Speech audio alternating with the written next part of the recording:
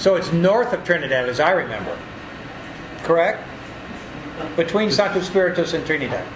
Just south of Trinidad. Just south. South of Trinidad. Just.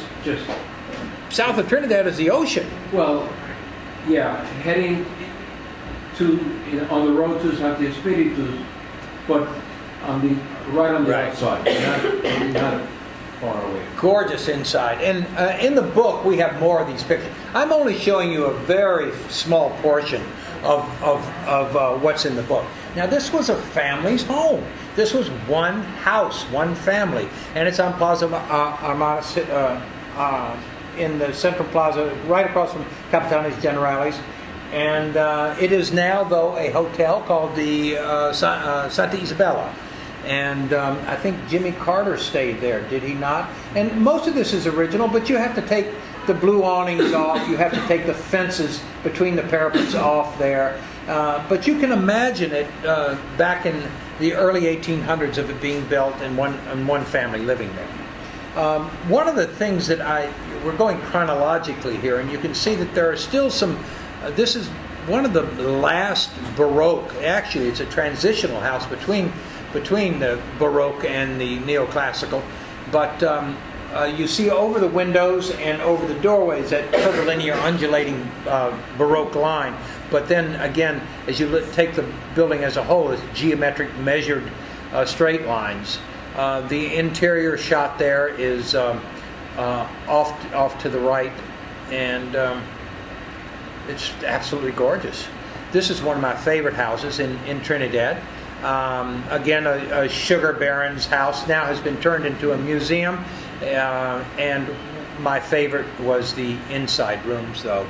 Just the cedar ceilings, the walls not going all the way to the top of the ceiling for ventilation, the Carrara marble floors, and the hand-painted murals banding across. The furniture, as a matter of fact, there is a Charles-Henri Launouet table that we discovered, and this was a furniture maker in New York in 1807 to 1814. We told Peter Kinney, who is the curator of the American wing at the Metropolitan, he came down, took a look, and found more Launouet furniture, and not just in Trinidad but in Havana, and wrote a nice, huge, very well-researched piece in that bulletin that the Metropolitan Museum puts out 4 times a year or something, about the Launouet, Charles-Henri Launouet furniture that have been discovered in Cuba. That's the kind of wealth that was there, that they would order furniture from New York, of course, Madrid and Seville also, but also Paris and London. One room just turns into a better room. You go from one room to the next room, and it just gets prettier and prettier. Yes? Going back to the Launouet pieces. Yes. Are these sugar barons from America taking things down there? No, these were Creole Cubans that were in fact ordering from Duncan Fife, from Launouet, and shipping it down to Havana. Another room in the house, I love the cedar ceilings. Again, this mudéjar are Moorish, Hispanic influence that we see all the way through the 4 centuries of interiors and exteriors. These ceilings, this is kind of interesting here. I just want to point this out. This cabinet, this is a china cabinet, like it. Huge, big mahogany doors with fan-like openings to ventilate whatever dishes that are in there, whatever. But on the other side, back in the back here, you see the dining room.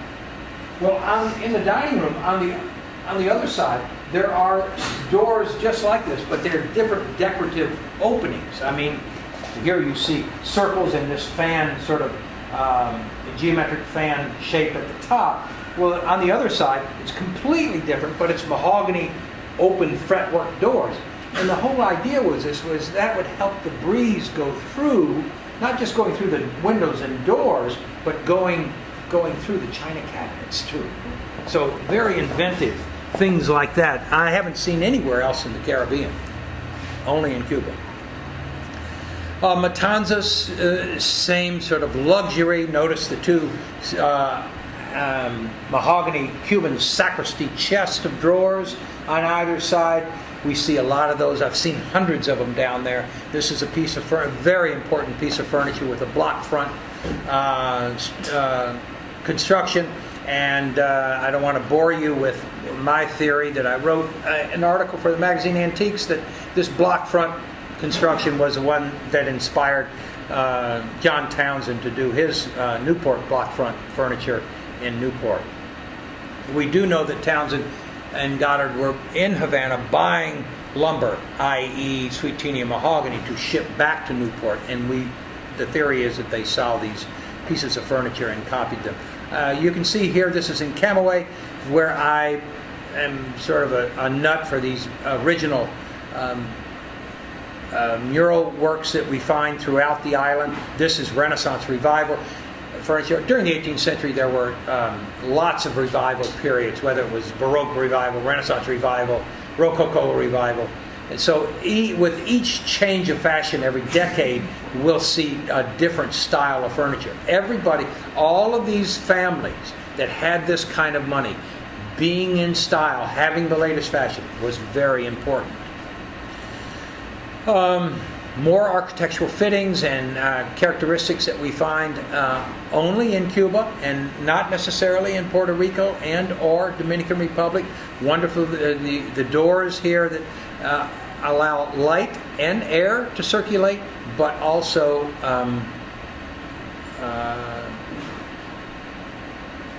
you have your privacy also. This was fun. It's the doorway to the Capitanes Generales. The house was built in 1790. Took 4 to 5 years to build, and it was quintessential in the sense of it being the beginning of the neoclassical period. There are still some Baroque movements or characteristics you see around the interior above doorways and windows. But beautifully carved Carrara marble here, and you'll see one pigeon at the top.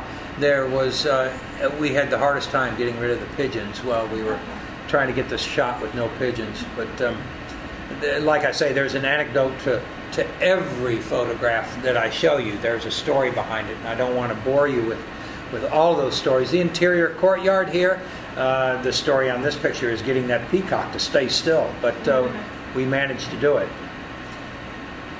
Again, this mezzanine floor where the enslaved worker and or staff member lived and could be summoned from. Of course, this is far more luxurious, if it could be called such a thing, than the one that we saw from the 18th century. An interior receiving room. You see the courtyard in the back. Off to the left over here, that's the entrance as you come through the front door into the surrounding gallery of the inner courtyard. The dining room, this of course was not the way it looked then. There wouldn't have been oriental rugs on the floor, and there probably would have been 1 or 2 long tables going parallel to the walls, not perpendicular. But this is a curator's interpretation of what they had at this moment. But it'll give you an idea of the grandness of the different rooms. Now, how she got in and out of this bathtub, I do not know. Hand-carved, white Carrara marble, but she must have had to have been lifted in and out, because or gotten across the room and gotten a running start. I don't know, but absolute luxury. So they're like this.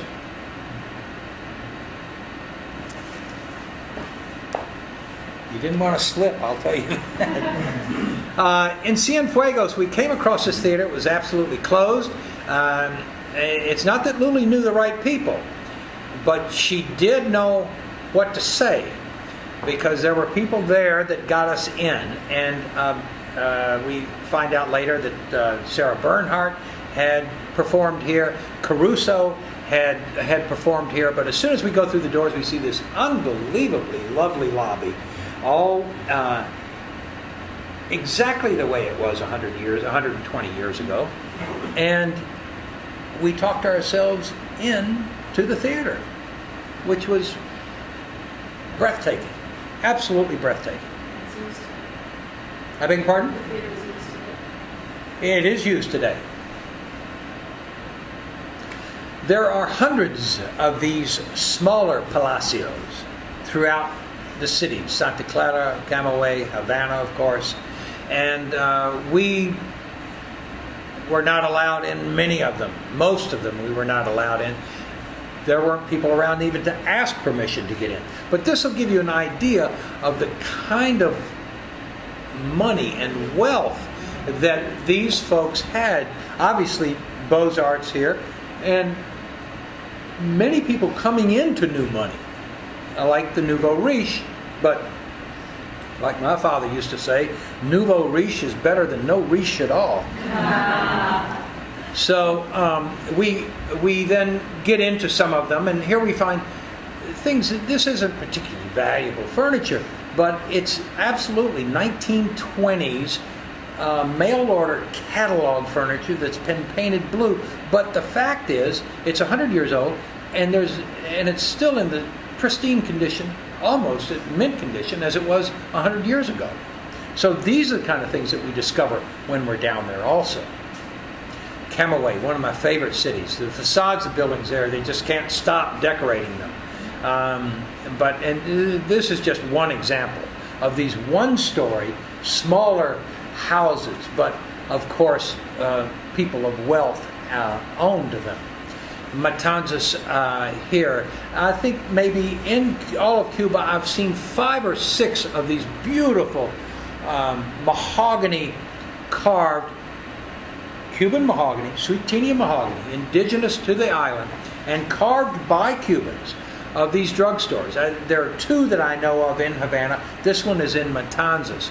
And we were, I don't have photographs, but this family ran this drugstore and lived above the drugstore till 1964.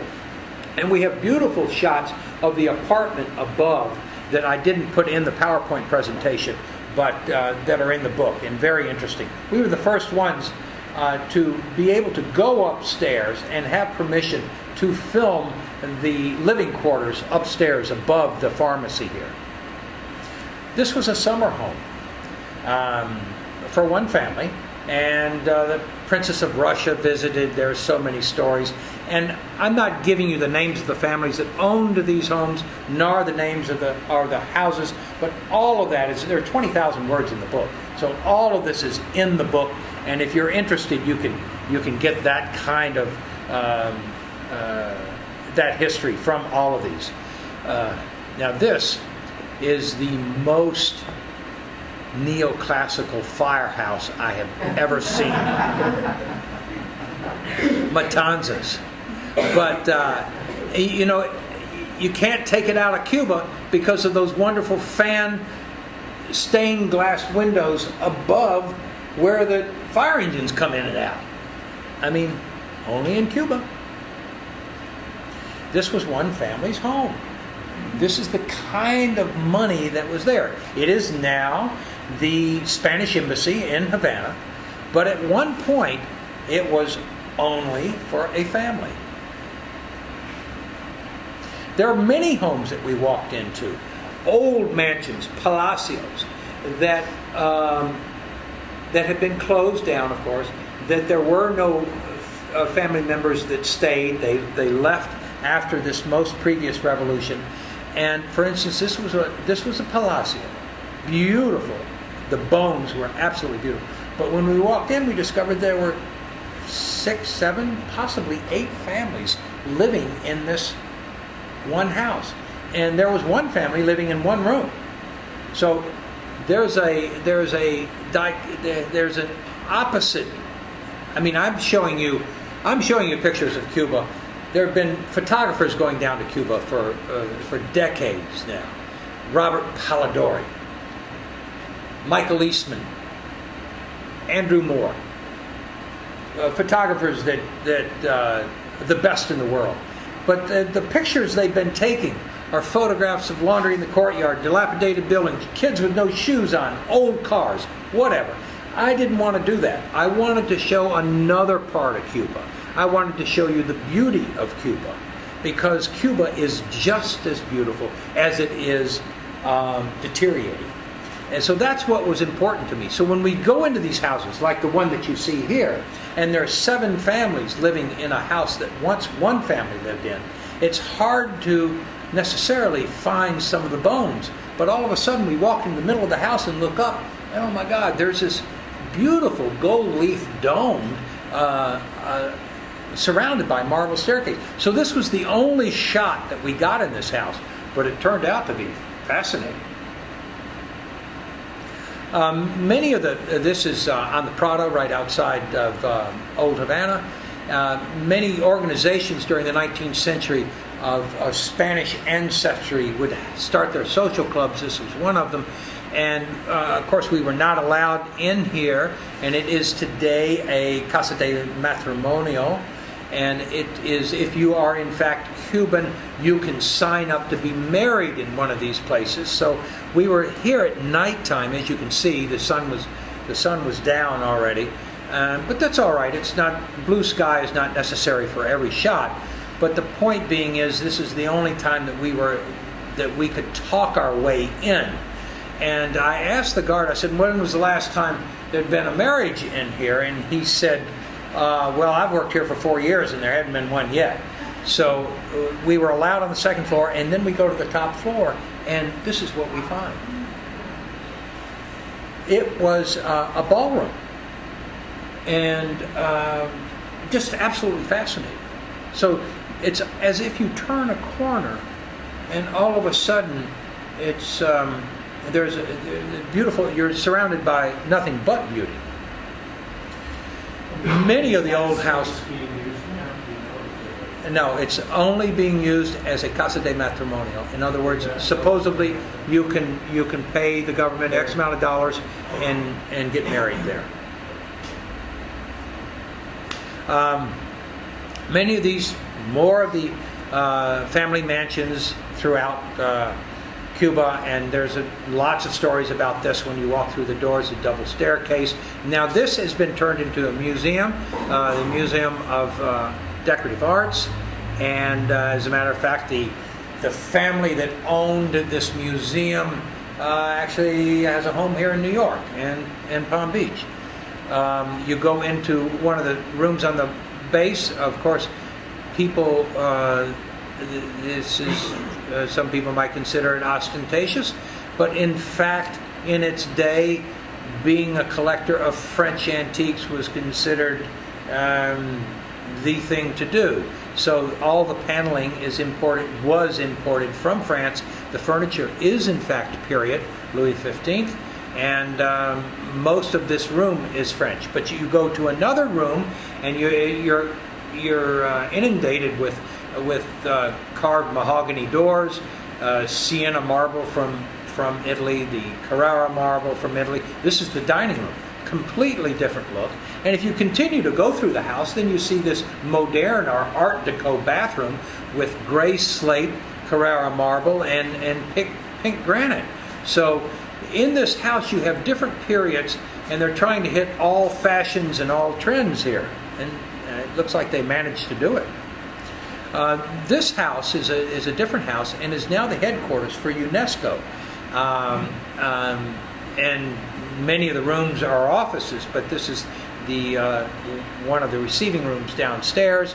This is the staircase, and I have other shots in the book of close-ups of the tile work. The tile work is just unbelievable.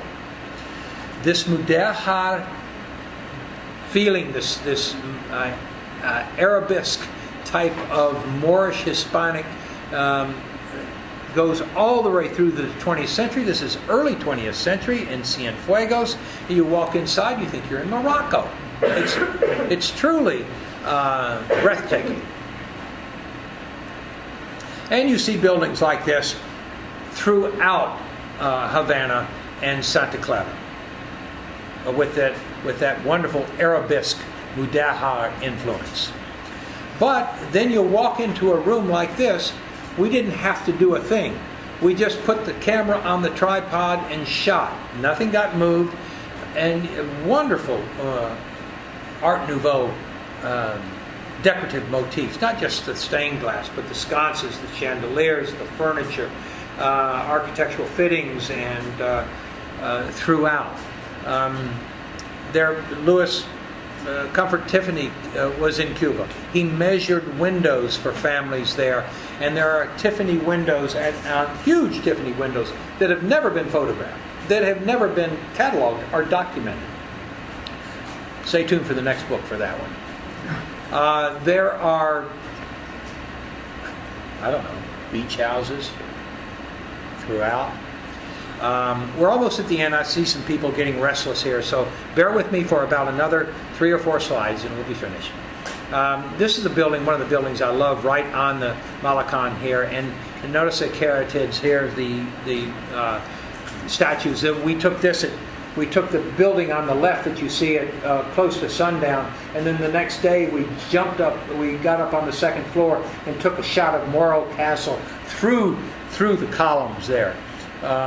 And in the book, these aren't put together like that. They're one-page bleeds, but I wanted to show you more in this presentation to give you an idea of what was there. This was the presidential palace, and this is where Mr. Batista was living in the late 1958 before he got on that plane and left.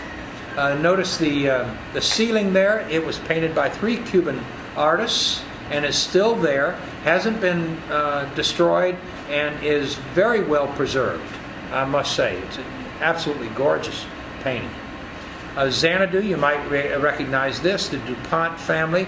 You know about the Danse des Millions, the Dance of the Millions during the Jazz Age, from about 1917 on, after World War I. Hundreds of millions of dollars were thrown into Cuba. Big companies, United Fruit, Coca-Cola, etc., came down, and American families came down, to DuPont's being one, and they built this. Only 6 bedrooms in this house, but they do have a bar at the top, which is, again, you have that wonderful coffered Mudéjar type of trellis ceiling. This house was built in 1929. The English ambassador now lives there, and it has the first indoor swimming pool that was built in Cuba, which I find interesting. And there's Aphrodite at the end of the pool there. And this is too long a story to tell tonight. If there are any questions after, I'll be happy to tell you about these wonderful Art Deco, our modern statues outside of a building right around the corner from the Hotel Sevilla. This architect was famous for not just this building, but one that he built just like this in Rio de Janeiro. Only 2, one in Havana and one in Rio. The balconies there were to remind the viewer of waves. It's right on the water, so you can from every balcony you can see the ocean. It's kind of funny. Well, not ha-ha funny, but we were allowed on the. This is the house that Roosevelt built in 1939 to be the American ambassador's home in Cuba. Of course, we do not have formal diplomatic relations with Cuba, so we do not have an ambassador there. We have a U.S. intersection chief, and this is the residence of the U.S. intersection chief, and the eagle is a representation of the eagle that was on the state of Maine that sunk in Havana Harbor in 1898. The dining room is a formal dining room in the house, and seats 42 people. Hemingway's house. Love Hemingway's house. We were allowed, not just most people that go to the Hemingway house, you can take pictures from the doorways and from the windows. Thanks to Mrs. Duke, I think you did know the right person here, didn't you, Luli? We were allowed, not only allowed in the house, but we were allowed to move a chair or two so that we could do the composition of the photograph. So we had heard that Hemingway's granddaughter was down a couple of months before, and they didn't even allow her in the house. She had to have her photograph, some modeling thing, photograph taken in the doorway or one thing or another. So it was a real privilege to go down and be, in this case with Fundación Amistad, and be able to get in the house with the camera, with the tripod, spend as much time as we wanted to take these shots of Hemingway's house. This, behind the white settee here, is the mahogany slab desk where he wrote, and all of this furniture that you see, whether it's painted white or in the left-hand corner down here with the shell pulls on it, Hemingway himself designed, and his the Cuban cabinet makers and carpenters in the area made this furniture for him. More shots of interior of Hemingway's house, and like I say, every shot we took, there's an anecdote to, and I can tell you more about a lot of that in the book also. The last couple of slides here, this house is 1950s and was the house of the Swiss ambassadors. The Swiss ambassador lives here, and you can see how the architect is bringing the tropical outdoors into the house. And so you sort of feel like you're inside, outside with it. And again, though, but all the furniture in here is in fact real, i.e. Miles van der Rohe are period, to the period, 1940s and 1950s furniture. So they keep that authentic as they can also. So thank you for coming tonight. I appreciate you showing up in the rain. And if there are any questions, I will be happy to try and answer them for you. Yes, ma'am.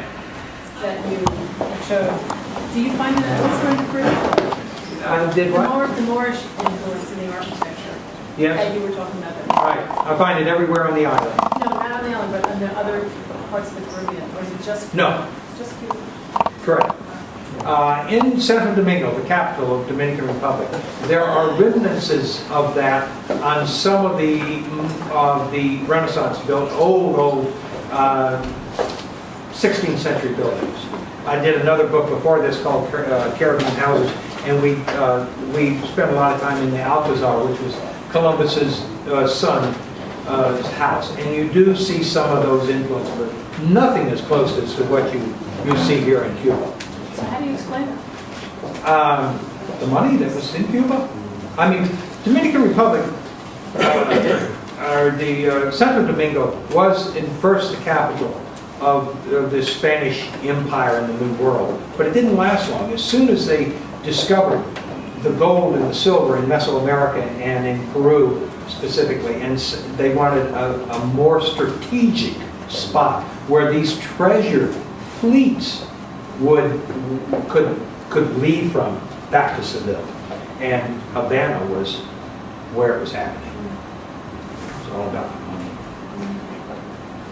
Could you talk about the ceramics, the tiles? You were saying, they were very interesting, they were very geometric, and what was the influence? Was it Portugal or Iberian Peninsula influence, and most of the early tiles were in fact from Seville and Sevilla, and were, because of that Iberian Peninsula influence, meaning Arabesque, they were just geometric. But then the Cubans, during the latter part of the 18th and early 19th, and all through the 19th century, started making their own tiles there. But then again, in the beginning, they were copying what patterns they found from the previous tiles, or the historic previous tiles.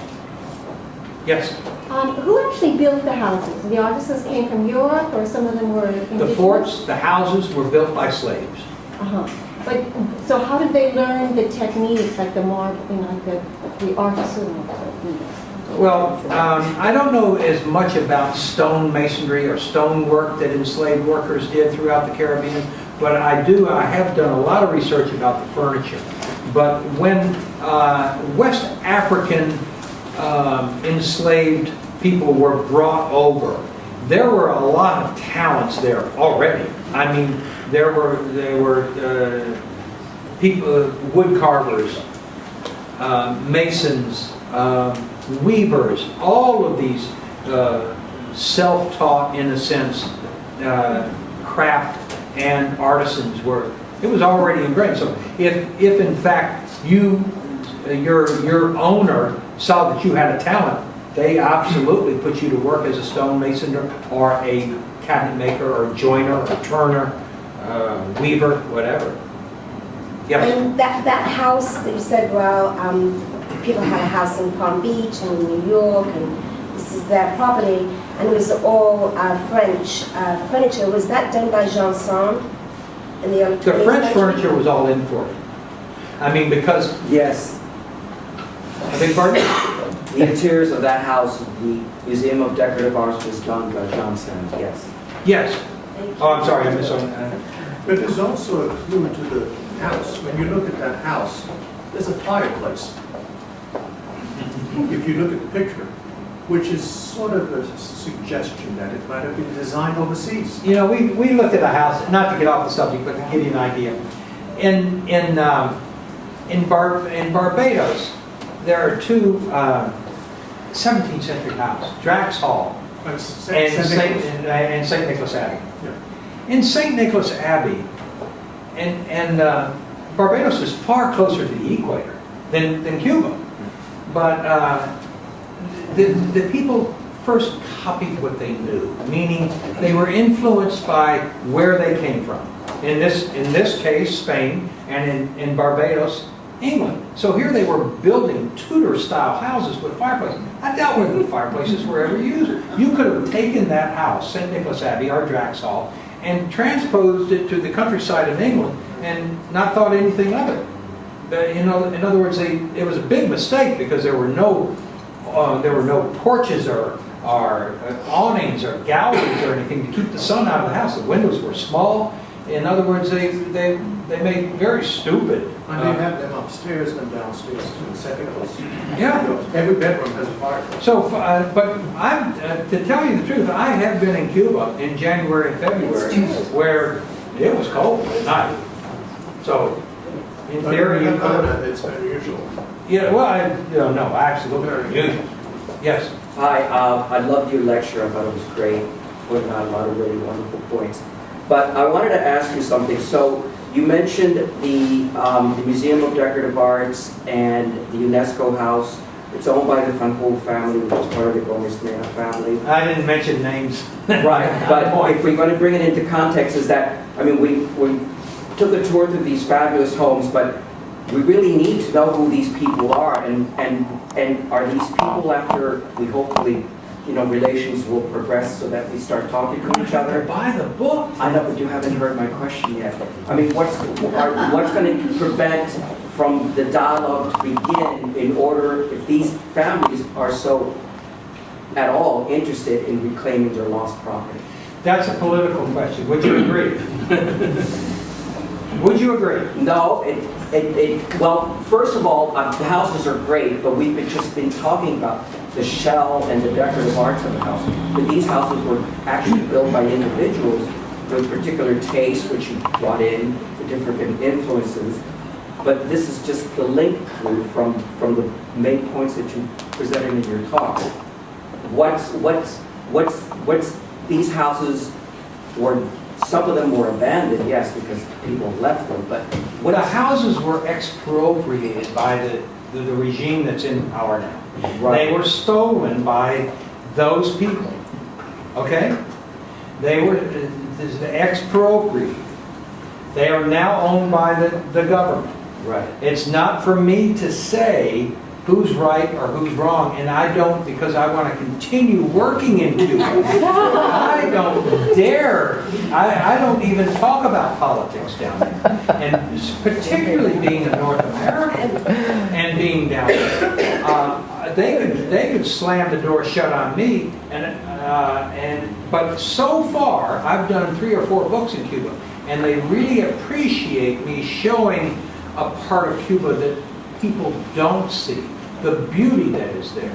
Now, who belongs to that beauty? That's for you and your friends to discuss. And I'll probably, maybe after 2 or 3 more books in Cuba and years of experience, I'll be qualified to discuss that. But I'm not really qualified to discuss that. I have my beliefs and my feelings, and I hear sides in the States, I hear sides in Cuba, one thing or another. I keep my mouth shut. So I'm not going to answer that. But thank you very much. That was good. Yeah. Given Cuba's current economic situation and everybody's economic situation, what's the latest on the restoration of the buildings that are crumbling and the architecture that can still be saved? What's their story? You know, there's a lot more work to be done. A lot more work to be done. And more work than they are capable or anyone is capable of doing.